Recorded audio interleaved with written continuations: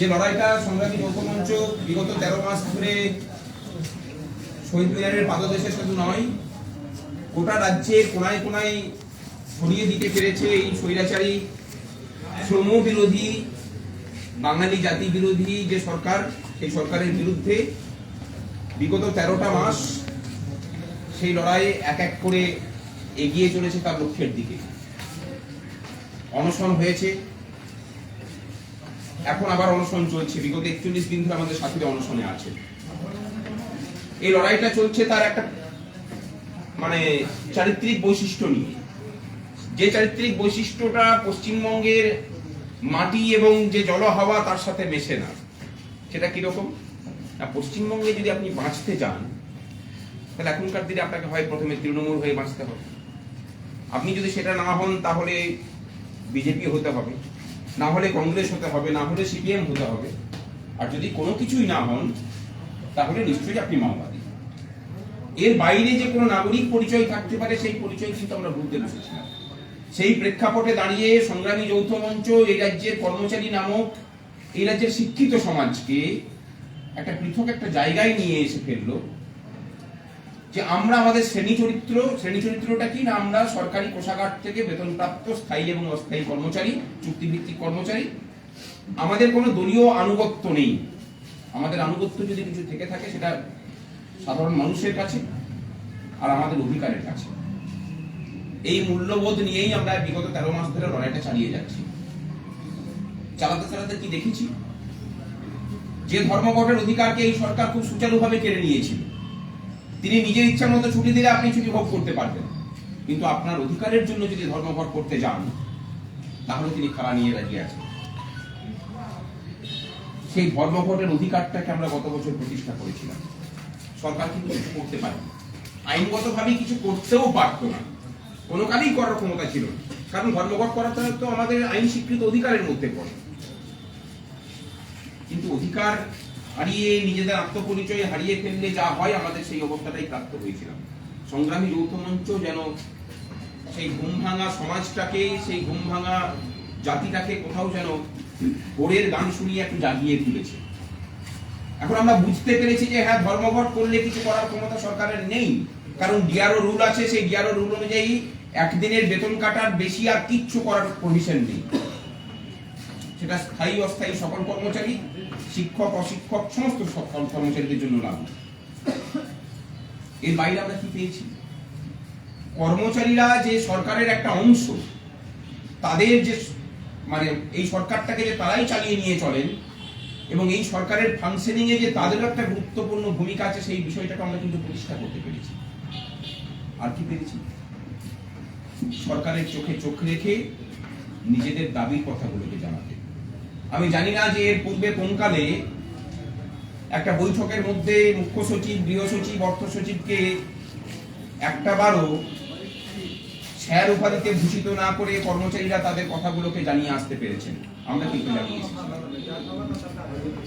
40 মিনিটের বৈঠকে তারা একটা কোনো কথা জিজ্ঞাসার উত্তর দিতে পারেননি, কারণ আমরা যে অ্যাঙ্গেল থেকে প্রশ্নগুলো করেছিলাম তার একটা উত্তর ছিল না, যেটা ছিল রাজনীতির এজেন্টদের মতো কথা। মুখ্য সচিবের মুখ থেকে আমরা শুনেছিলাম যে কি করে দেব, কেন্দ্রের কাছে এত বকেয়া আছে।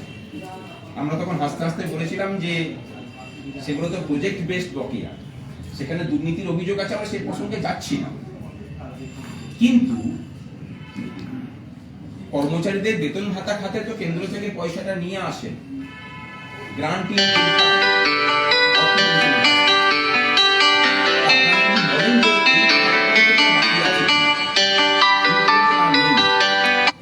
আমরা তারপরে দিল্লি থেকে একটা তথ্য পেলাম যে অর্থ কমিশনের কাছে রাজ্য সরকার জানিয়েছিল 2023-24 অর্থবর্ষের জন্য যে মশাই, আমার কর্মচারীদেরকে বেতন এবং পেনশন দিতে 73,000 কোটি টাকা খরচা হবে। বাজেটে কি দেখা, বাজেটে বরাদ্দ হয়েছে 64,000 কোটি টাকা, সেই টাকাটাও খরচা হয়নি। তাহলে এই বাকি যে 9,000 কোটি টাকা তুমি বাড়তি দেখিয়ে কেন্দ্রের ভাগটাকে তুমি নিয়ে এলে, সেই টাকাটা কোথায় গেল? সেই প্রশ্ন কিন্তু আমরা করেছি, তারপর আর উত্তর দিতে পারেননি।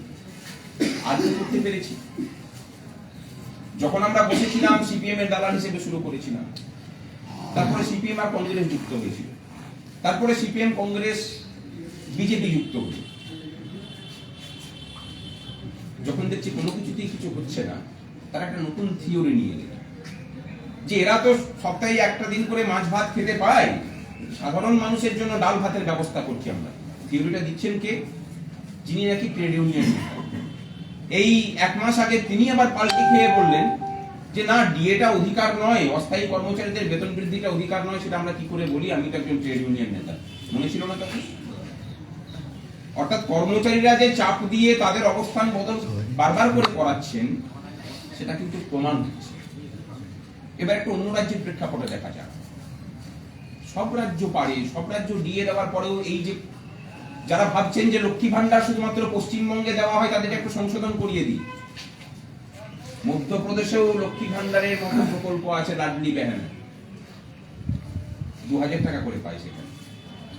মধ্যপ্রদেশে আমাদের মতো এত ইনকাম নেই সরকারের, অনেক পিছিয়ে থাকা একটা রাজ্য, তারপরেও সেখানে কেন্দ্রের হারে এআইসিপিআই মেনে ডিএ পায়, অস্থায়ী কর্মচারীদের বেতন এখানকার থেকে অনেক বেশি, শূন্য পদগুলোতে নিয়োগ হয়।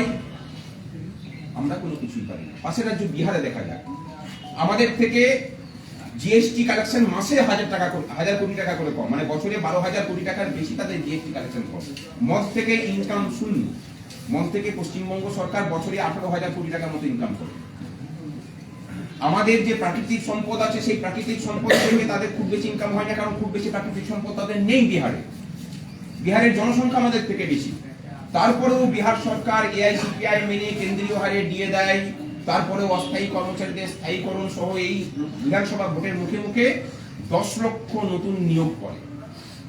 আর পশ্চিমবঙ্গে উনি ভাবেন যে একজন এমবিবিএস ডাক্তার তিনি 10,000 টাকায় কাজ করবেন, কলকাতা কর্পোরেশনে হয়েছে। একজন প্রফেসর তিনি 3,000 টাকায় কাজ করবেন, বাঁকুড়া ইউনিভার্সিটি। একজন ঝাড়ুদার তিনি 5,000 টাকা পাবেন, এটা বাঁকুড়া ইউনিভার্সিটি। অর্থাৎ আপনি যত শিক্ষিত হবেন,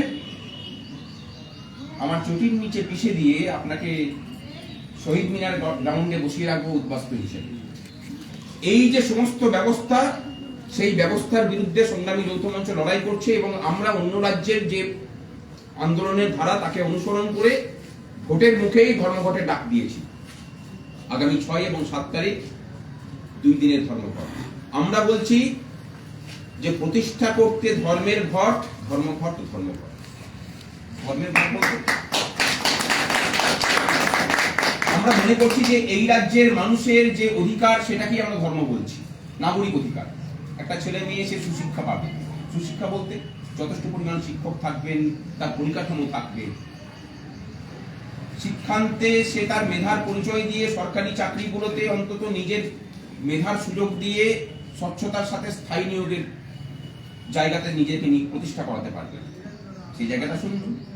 আপনি সাদা খাতা দিয়েও পরেও চাকরি পেতে পারেন, আবার খাতা ভর্তি করে লেখার পরেও আপনি শহীদ মিনারে বসে থাকতে হতে পারে। আপনি চাকরি পাওয়ার পরেও তার অধিকারগুলোকে আপনি কাজ করবেন, যতটুকু কাজ করবেন তার অনুযায়ী আপনি পারিশ্রমিক পাবেন। এটা তো অধিকারের মধ্যে পড়ে। একজন মুমূর্ষ মানুষ, রোগী, হসপিটালে গেলে যেন ডাক্তার নার্স সহ চিকিৎসাটা পান। আমরা কি দেখছি? বাঁকুড়া বর্ধমান মেডিকেল কলেজ হসপিটালে কেন্দ্রীয় প্রজেক্ট ক্যান্সার সেন্টার হবে। একটা 4 তলা বিল্ডিং করার জন্য এসছে 48 কোটি টাকা। আমার কাছে ছবি আছে মোবাইলে। 3 তলার ছাদ ঢালাই হচ্ছে, 1 তলা আন্ডারগ্রাউন্ডে আছে। আন্ডারগ্রাউন্ডে সমস্ত পিলার পেটে গেছে, এখনো কমপ্লিট হয়নি। 48 কোটি টাকা, 1 কোটি টাকা 2 কোটি টাকা নয়, সমস্তটা কেন্দ্রের টাকা। 3টে মেডিকেল কলেজে এই কাজ চলছে, 3টে জায়গাতেই এই একই অবস্থা। বলে যে কোথাও কোথাও 16 ভাগের 1 ভাগ সিমেন্ট দেওয়া হচ্ছে, 16 ভাগ বালি 1 ভাগ সিমেন্ট। এই যে পরিস্থিতি চলছে তার বিরুদ্ধে যদি রুখে দাঁড়াতে হয়, আমরা বলছিলাম যে বিগত 1টা বছর ধরে আমরা বলে এসেছি যে এই রাজ্যে কোনো বুদ্ধিজীবী নেই। এই রাজ্যে বুদ্ধিজীবী হচ্ছেন এই রাজ্যের শিক্ষিত মানুষ যারা সরকারি চাকরি করেন এবং যারা বঞ্চিত হয়ে আছে, তারাই প্রকৃত বুদ্ধিজীবী। তার প্রমাণ কি? স্ট্যাম্পটা কোথায় পড়লো জানেন তো? আপনারা বহুবার শুনেছেন আমাদের মুখে যে এই রাজ্যের ছেলে মেয়েদেরকে এমনকি ধান পোতার কাজে, রাজমিস্ত্রির কাজে, রাজমিস্ত্রির যোগানদারের কাজ করতে অন্য রাজ্যে পাড়ি দিতে হয়। দুর্ভাগ্যটা এমনই। ওই অন্য রাজ্য থেকে এখানে ধান পোতার কাজে আসছে না। বিহারের ছেলে মেয়েরা আসে নাকি? ঝাড়খণ্ডের লোকেরা এখানে ধান করতে আসে, কোথাও পেয়েছেন আছে এরকম যদি নজির পেয়ে থাকে যে লক্ষ লক্ষ ছেলে মেয়ে আসছে? যে কোনো পশ্চিমবঙ্গ থেকে বাইরে যাচ্ছে ট্রেন দেখুন, ভর্তি করে করে আমাদের ছেলে মেয়েরা যাচ্ছে। গত পরশুদিন